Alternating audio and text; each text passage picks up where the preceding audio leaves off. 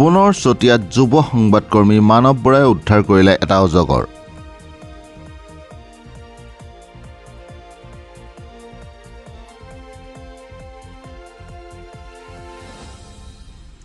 ৰাতিপুৱাই চতিয়া নগৰৰ জয়পুৰৰ এঘৰৰ বাসিন্দাৰ ঘৰৰ পিছফালত নেটত আবদ্ধ হৈ পৰিছিল এটা প্ৰকাণ্ড অজগৰ।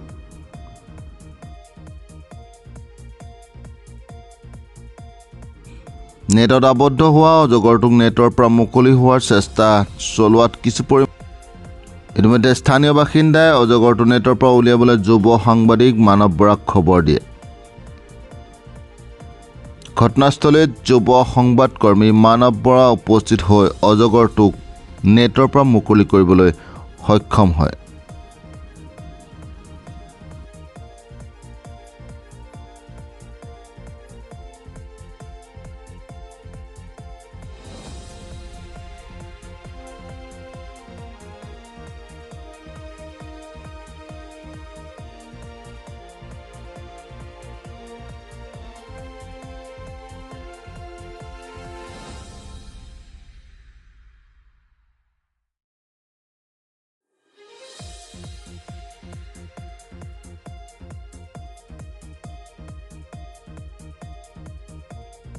ক'ত ওলাইছিলে এডাল? এইটো আমাৰ ঘৰৰ পিছপিনে কুৱাটো আছে যে কুৱাটোৰ হয় কাষত। কিহত লাগি আছিলে? জালত লাগি আছিল, মানে এই যে মুৰ্গী তুৰ্গী সোমাই কাৰণে মানে খেতি কৰিবৰ কাৰণে নেট এটা লগাই দিয়া আছিলে, নেটত লাগি আছিল। এতিয়া ধৰা হ'ল? এতিয়া ধৰা হ'ল।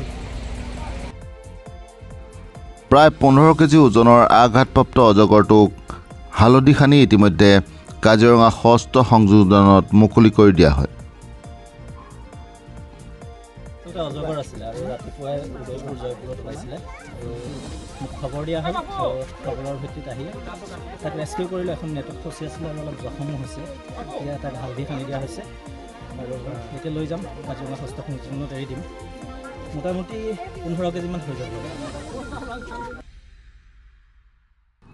উল্লেখ্য যে যুৱ সাংবাদিক মানৱ বৰাই ইতিমধ্যে বহুকেইটা বিষাক্ত সাপ উদ্ধাৰ কৰি কাজিৰঙা ষষ্ঠ সংযোজনত মুকলি কৰি দিছে।